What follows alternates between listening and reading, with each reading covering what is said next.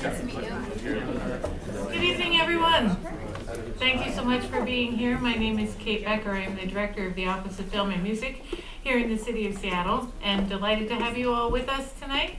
We have a very esteemed guest, Miss Beth Barrett, who is the interim artistic director of SIF, and before that, for many years, 11, Beth? 14. 14 years she was the director of programming at SIF. I once visited her in her office and she had this screen up and there are films running in every corner of the screen. I don't know how she does it, but anyhow, we are thrilled to have you here, Beth, and the stage is all yours. So please welcome Beth Barrett. Thanks, Kate. So yeah, I've been with SIF for, this will be my 15th festival, first as artistic director, and then before that director of programming, programming manager, programming coordinator, and publications volunteer. I actually started at SIF 15 years ago as a volunteer in the publications department, which goes to show you can rise to the top level of any organization if you just stay. So we are going into our 43rd year, which is, oh, good Lord, I've had so much, oh, no. We're gonna learn a word. Nope, we're not gonna learn a word. I thought, oh, that'll be exciting. I wonder what word we're gonna learn. I have to come back to my computer and there's random words just floating past. I'm sure it's a setting. So we started in 1976 and they showed 18 films that year. Which was huge in 1976 to have an international film festival in Seattle. It's one of the oldest in the country. And this year we will show just about 400 films from 80 countries over 25 days. Just an enormous array of films. One of the things that has been part of the organization since the very beginning is the word international. And one of the things that we've been thinking about, because as we go in, it's a new leadership team. This is my first year as artistic director. Sarah Wilkie, our new executive director. This is her first year at SIF, and really her first year in the film organization. So we're going in with this idea of we are experts in some things, picking films. We are experts in that, but things that we're not experts in is figuring out the questions to ask that people want to talk about. And right now, in this day and age, with our culture, with our arts all under fire, we're all a little nervous as to what's going to happen next. What is going to happen next? What is going to get defunded next? What is going to get banned from the US next? What are we going to have to deal with next as artists and as people who are interested in culture? What does that mean to be an international film festival and cultural organization in the bubble of Seattle? Because we are in a bubble. I mean, we all know this, right? Because we're all cultural people. We know that Seattle is an amazing, very lucky place to live. We still create art in all forms. We still support art in all forms. We're a sanctuary city at a time when the government is trying to take away money from cities that are sanctuary. I mean, we're in a really lucky place. So what is that responsibility that we have as cultural people, as artists, as filmmakers, as film goers, to see what those questions are, to see what has to happen to be an international cultural organization in this city. And it requires us showing films from 80 countries. It requires you guys being out there and being present for it and interacting with films from other cultures, with films and with people from other cultures, because it brings all of us together. And that's sort of the work that we do and the questions that we've been asking ourselves since we both began in the fall. And then we met with our ad agency, the wonderful Wong Duty, and talked through some of those things. And so this is our trailer for this year.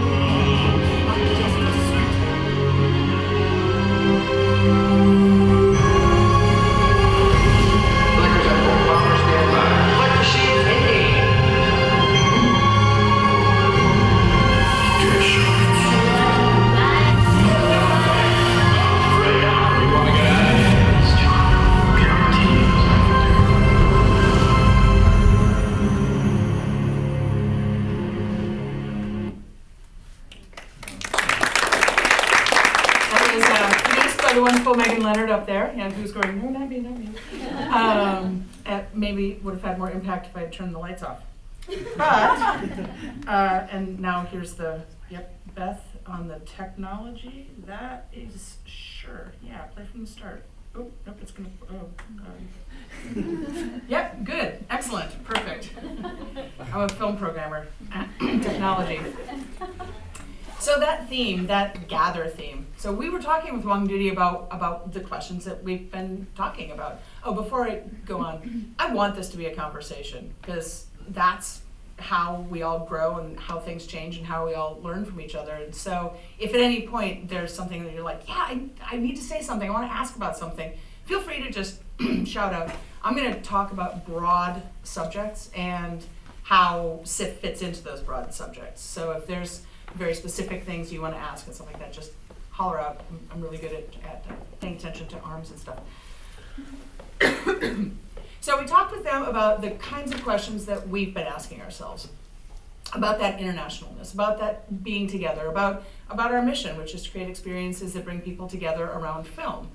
And they came up with Gather, and one thing that was really important for us was that people were coming together on an equal level, that is what the festival is about, is people coming together. I'm just gonna go past a few things. People coming together to share those experiences. You know, people have been telling stories around the campfires, around fires, since time began, since humans began. I mean, that's how we got all of the culture, all of the stories, all of the language that we have is around those fires, is somebody telling a story, somebody else remembering it, going to the next campfire and telling that story. Those became written words, those became plays, those became the early movies. Those are the movies of today. Those stories are still going to be the movies of tomorrow or the content of tomorrow, because it no longer makes sense to talk about things specifically and only in terms of films. We are content creators, we're content producers, we're content aggregators, we're content absorbers. There's something about film that is still so unique from these, amazing, Netflix originals, right? So 7.5 hours of TV, like The OA. That was an extraordinary 7.5 hour film, cut into 40-minute, hour and 10-minute, 90-minute, all of these different things. But that, as one piece, was conceived as a filmic experience in a way that people would not necessarily come to the theater to watch 7.5 hours. We're totally happy to binge watch it in one day on their couch. But they did it, and I did the same thing, you binge it in sections, and those sections become tiny movies. So you look at content that is being created for television, for Netflix, for any kind of internet streaming, you look at the web series. Web series are designed to either be sequential, as in short films, or designed to come out all at one time so you can binge them. So people are creating content in small packages and large packages. People are still creating traditional films, short films, commercials, all of these things that are being made. And then there is that next world of what's being created in terms of VR, AR, 360 storytelling, immersive technology. There's not even a name for what that is, because it's so many different things, but it's all still that content creation. And people can hop from one to the other. So we've got, people hopping from a traditional documentary film, also has a VR element, also has an educational internet element, also may have, off spins to something that's created in a longer form content. So what is the one thing I think that is different about the theater is that in all of these other cases, you're doing it with a handful of people, max, right? You're probably not watching something on Netflix with more than 3 or 4 people, your family, maybe yourself. VR, AR, probably just yourself. You could be sitting next to a lot of people, but you're all having your own individual experience. The thing that is different with film and with film festivals and cinema and people gathering together is that you're all doing it together, alone, in the same room, with everybody having a different experience, everybody bringing everything that they have within themselves to it. So the thing that's on the screen is objective, the thing that's in the seats is subjective, And between those two, that's where understanding happens, is you're seeing something and you're bringing everything you have to it. So for SIF, our whole concept is to bring people together, to have people in one room having the same experience, being able to talk to each other, being able to talk to the filmmakers. It's a really important part for us, is being able to talk to filmmakers, being able to have that give and take, and being able to see things as a community. Boundaries. Could also be called borders. Could also be called, walls. What are the walls that keep us away from film? Well, there's some now, in the United States, there are some very physical specific walls and boundaries that are keeping people from film. There's the fact that some of our directors literally can't come in the United States. They're scared. They're scared to come to the festival and meet our audiences. How are we solving that border?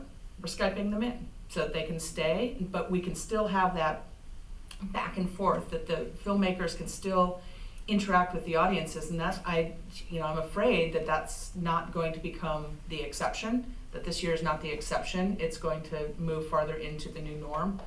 And so we are moving farther into the realm of Skyping in directors, producers, actors. We have installed, we've installed some equipment. We're gonna live stream where we can and record forums, Q&As, tribute events, that sort of thing, so that we can put that out into the world, so people who are physically not able to participate in SIF can still participate in SIF on a different level. It might not be at the time, obviously, but a little bit later. So our hope is that by putting in some technological elements, that we can take down some of those boundaries and some of those walls. We're still as committed as ever to bringing as many people in as we possibly can. I know our guest relations team is actively booking people. We're still going to have about 400 guests for our 400 films from around the world, which is really is amazing. It's amazing to have so many different people come and be together. And one of the things that we hear most from filmmakers is that they love coming to SIF because the audiences are amazing. You guys pay attention. The questions are smart. The questions are as if you actually just watched the film that they put up there and didn't just think, what's your budget? Which is, not a question any filmmaker really wants to answer, because the answer is always more than it should have been. And, it's the questions and then that interaction is the reason. It's the work that we do and why we exist. Both at the festival and cinema year round, we're trying to break open those boundaries of what it means to go to the movies. What it means, we just had Danger Diva at the Egyptian, which was awesome. Local film, local crew, big film. And then we had a band. Thunder Pussy performed afterwards, and we're able to create that event experience that's still around film, that's still interacting with film, but is a little bit non-traditional. Community. We have probably 400 community partners in the festival that help us get the word out to different communities. So with 80 countries represented, you automatically have a sets of communities, right? People from Vietnam. They're interested in whatever they're interested in. That's something that we did a focus group a couple of years ago, and we're like, oh, well, obviously, the Vietnamese community only wants to see Vietnamese films. And they're like, hey, no, actually, I really don't. I'm a big fan of gardening documentaries. Do you have any of those? And so one of the things that we learned in how we are interacting with our community is to not make those assumptions about what people are going to be interested in based on who they are, where they're from, or what they look like. Because everybody has their own interests. And so our community partners and our marketing outreach specialists are really trying to get the word out to lots of different communities and lots of different genre lists. You can sign up for different lists of, I really want to see everything midnight and everything archival, everything, all of that, and we'll send you all of that information. But really the way that we programmed is to try to, it sounds hard to say not go in depth in any of those communities, but not go in depth, because we want to show the best films from a lot of different areas and genres and concepts. But we also understand that what we're really good at is providing the breadth of experience and the breadth of genre, of country, of language, of style, of short film to very, very long films to, every different kind of thing. And it's hard to be a generalist. It really is, because then you have everything you want to show. So we do have to focus in on a couple of different things. But it's also really a lot of fun to be a generalist, because there are so many different films. There are films in the festival that I think are probably not great, but I know that's but I'm one person with very specific tastes. I love the trailer for one of our midnight films, but you wouldn't catch me going to see it because I would be terrified. I would just the trailer for, what was that, Jennifer Kent, the Babadook. That trailer scared me. But I think it's really important that we showed it, and that it's really, it's a very specific genre film that people really responded to. So with SIF's mission being to bring people together, to create those experiences that bring people together in the theater around film, we're just creating tiny communities, 600 tiny communities at a time, one at a time, over 25 days in 14 different venues all over the city.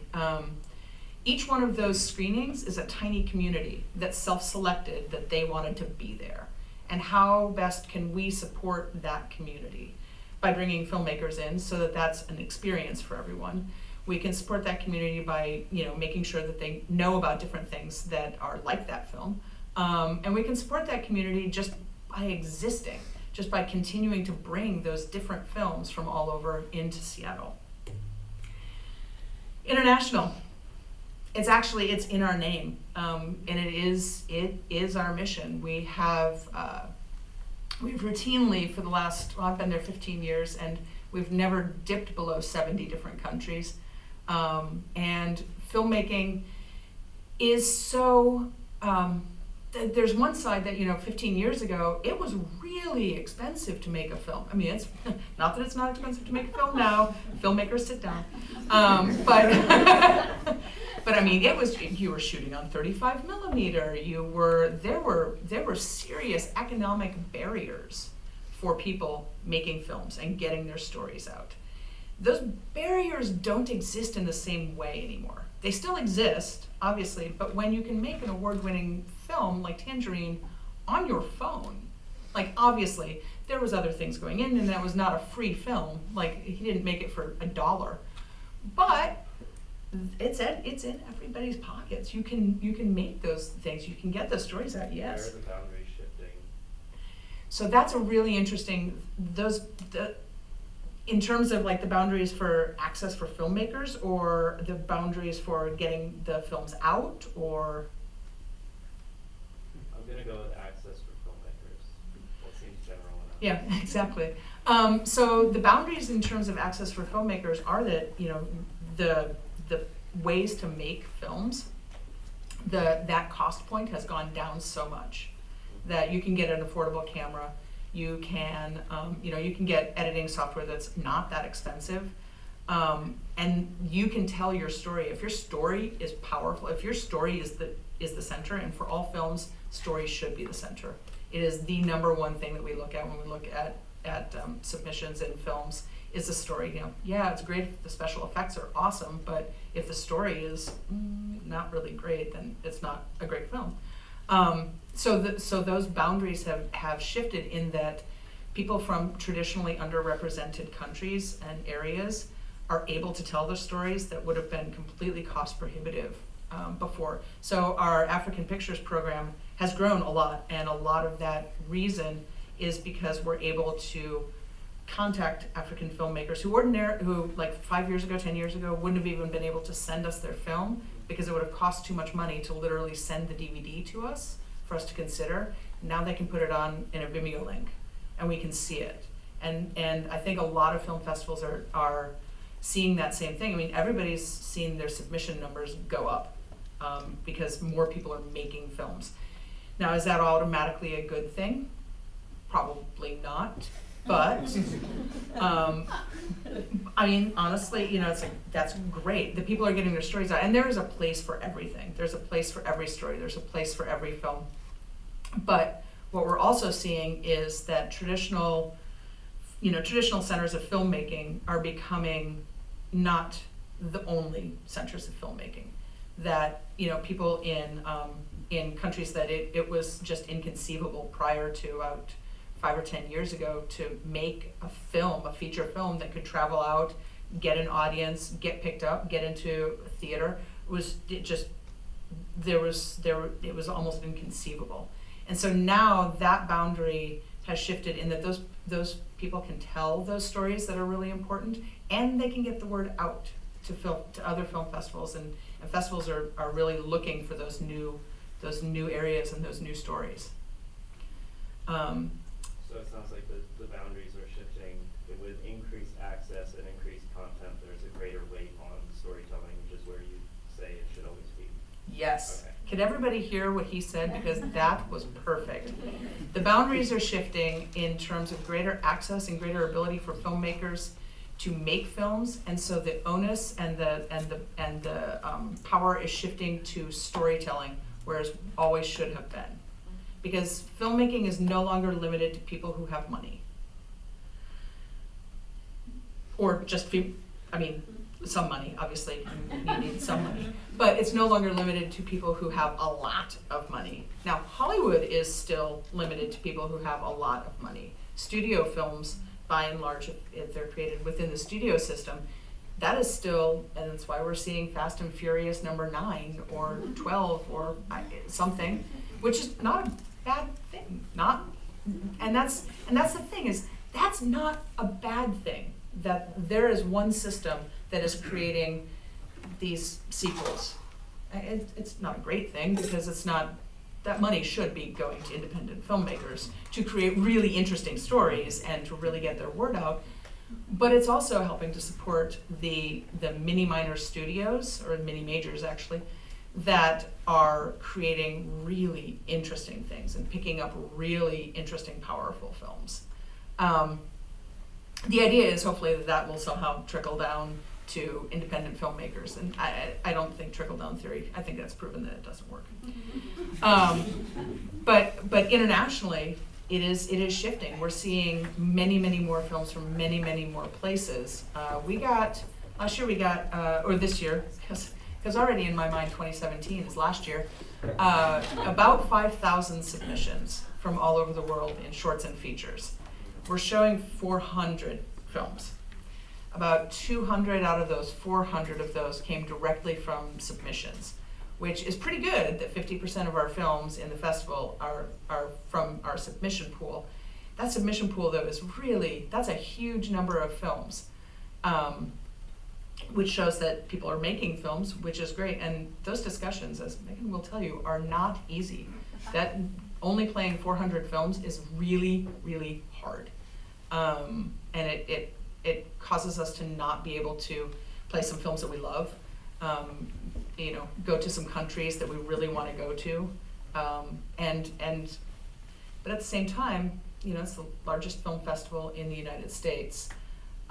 So I think we're lucky on one side that we have something like SIF, that we have this ability to step outside of ourselves, to challenge ourselves as creative and cultural people, to go and visit those other countries, from your seats, but to be there and to be empathetic for different areas of the world. And we have a fairly strong representation from Syria and Iran this year, and about the refugee crisis in Europe, primarily Europe and the Middle East, but also in other parts of the world, and how the wars that are happening are contributing to it in such a large fashion.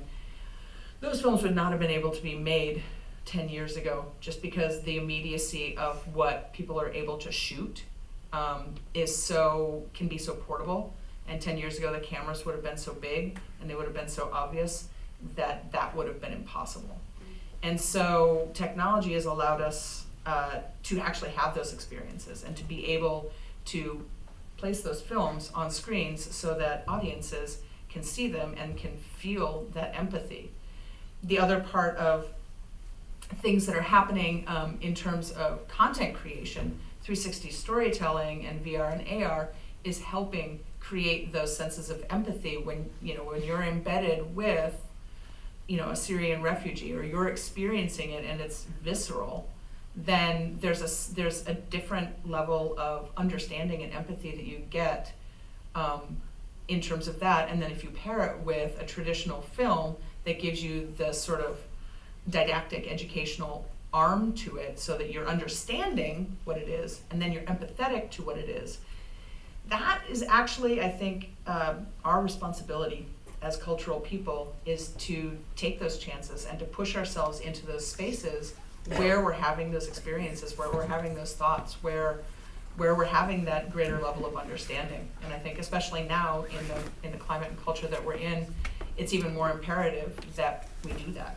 that's part of who we are. Access and inclusion.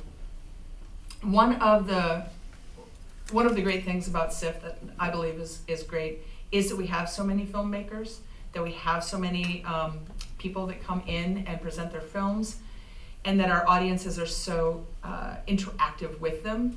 We provide a lot of access to audiences for the filmmakers, and we provide a lot of inclusion for the filmmakers to the audiences.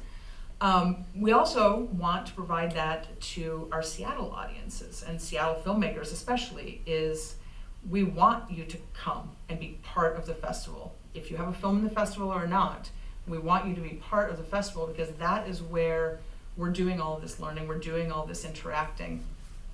There are a couple of different very, very specific logistical ways to do that. There are a couple passes that we have. One is the SFI, the Seattle Filmmakers Initiative Pass, which comes with a membership to SIF, which is year-round. It is comes with press screenings and invitations to parties, some different parties where you can interact in a very party festival. And then this is kind of the best kept secret, and we're going to keep it in this room. No, we're not. You can tell your friends. It's fine. We do have an industry pass at SIF, which is basically like a full series pass. It gets you into regularly priced screenings, press screenings, gets invitations to parties and that sort of thing. And it's much cheaper than a full series pass. You can find out all about those on our website, which is sif.net. And those are both up for sale right now in different forms. One of the things that we are introducing this year, for the first time, we are actually having a lounge. It's the SIF Lounge, presented by Vulcan Productions at the Pan Pacific Hotel. Yes, a lounge, yeah. Yeah, and it's really exciting, and so I'm really excited. I'm a little nervous. We've never had a lounge. We're figuring it out. It's all really exciting. We're going to have our festival forums there, so all of our panels will be there. We have round tables. I should go to the next slide because it says festival forums. We have round tables with filmmakers every weekend day. We have chats with programmers. We have different panels on pulling together a diverse cast, how you work with unions, very nuts and bolts things, but also a little higher level of what does it mean to tell stories in 360. We're working with WonderTech on some VR, AR 360 storytelling with very experiential, chairs with headsets. Also forums where the discussions are happening. What are the ethics of VR? I mean, because it's a huge question. When you feel that much empathy, where is that next step line to interaction? Like it's a question that I think that we get to ask ourselves as filmmakers and cultural people. So those are all happening at the lounge.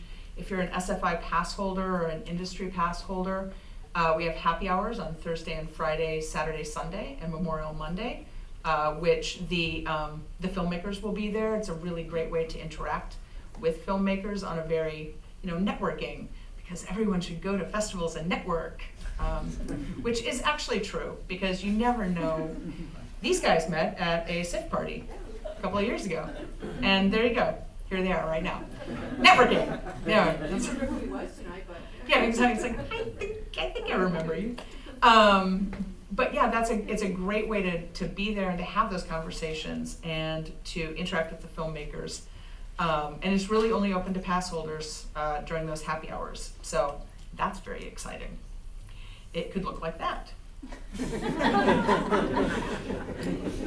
That's actually the DAR, but that's all right. So, Northwest Connections. One of the programs that we are proudest of, even though we are an international film festival, we have amazing talent here in the Seattle area that is connected to this area, this region. We got about 200 submissions from the Seattle area, which is a lot, which says, and that's not all of them. I have every confidence that people made films here and did not send them to us, and that is fine. But we can only show about 30 of them. So I am sure that at some point in history, you have gotten a terrible, terrible letter from me that said, I'm so sorry, it just didn't work out this year. Some of you also got really exciting emails, not from me. I guess I get to send the bad ones, that said, we would love you to participate in SIF this year. Some years it is like that. It's really hard to take that balance and make that balance of how to represent, so we look at Northwest Connections as sort of a microcosm. The large festival is how do we represent every culture, every genre, I'm gonna step back from there. How do we represent the world? How do we represent the world in 400 films, which is a seemingly really impossible task that we take on every year. This one is, how do we represent the Northwest in 30 films? Which is an equally impossible task that we take on every year. But it is, we are very proud to take it on and very happy, and it's very exciting to present our Northwest Connections for this year. Our feature films, Bill Frisell, A Portrait, The Cage Fighter, Jeff Unet there, Crazy Wise, Cole Borges and Kevin Tomlinson, Dirtbag, these guys over here, May 1974 up there, Chester Hero, Pow Wow, Rocket Man, and Wallflower, which were both Innovation Lab projects. So they were both funded partially through the Washington Film Works, through the film incentive, which is really exciting and gives us yet another reason to really lobby our Congress people and our representatives to keep that incentive alive, because these guys work for years. Rocket Man, Web probably has been doing that for years, trying to pull that together. And funding, obviously, is one of the big, hard challenges. We have our short films here. I'm not actually going to read them all, but if one of you guys may, I know it's good that it's up big up here because it's real little on my screen, which says amazing things about short films in Seattle, that there are so many of them. But I know we got Wes here with Little Potato, and then Megan and Peter up here with the film that I Mixtape Marauder. With the film that I know, but I cannot remember at this point. I know there's probably, if you made a film that is participating in SIF this year, could you just raise your hand? We'll clap for everyone.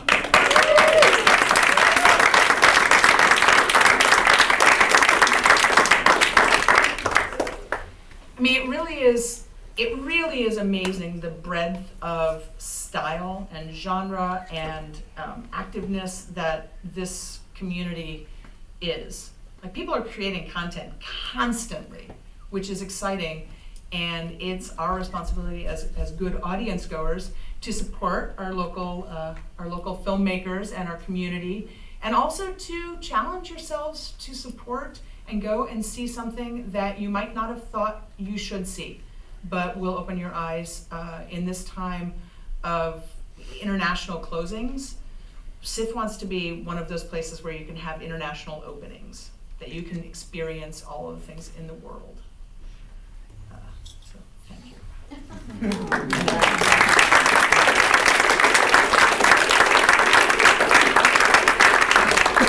One thing I forgot to mention, if you're a pass holder or just any person, we have also launched a Works in Progress forum this year. We're doing 4 different projects, 2 narratives, 2 documentaries that each have 2 hours to pitch their project to a panel of distributors, press people, funders, different people for each group. And I don't know if any of you have ever gone to a Works in Progress. it's fascinating because sometimes they'll only have like 10 or 20 minutes that they shot, and they're looking for not finishing funds, but starting funds. But they have a story, and they have everything around it, and they can talk about it. And we're hoping that one of those projects comes out of there funded or distributed or the next step, and making those introductions to people. So those are gonna be June 8th and 9th at the Film Center at the end of the festival. And I think all filmmakers should go to them. It's fascinating projects. And it's always interesting to see somebody else pitch for the next time that you have to pitch for something. So, does anybody have any questions? I know I talked about a lot of just like big, broad topics, but you can even ask very specific questions about the festival, which is May 18th to June 11th, and tickets will be on sale. So our website launches at 9 a.m. on Wednesday for members. So if y'all are members, that's a great time to buy tickets. And then it goes open for the general public the next day on May 4th. When do press screenings start? Press screenings start on May 3rd at 10 a.m. So if you have an SFI pass or an industry pass, you'll be getting an email about what those are going to be on Tuesday night, next Tuesday night. Yeah. Are we allowed to announce? Yes. Okay. Yes, you are now officially allowed to announce that you are part of SIF, which is a very exciting moment. And then everything will be on sale next week, and in the guide and all the different places that everything goes. Yeah. Well, you've all been wonderful. Thank you so much for coming. And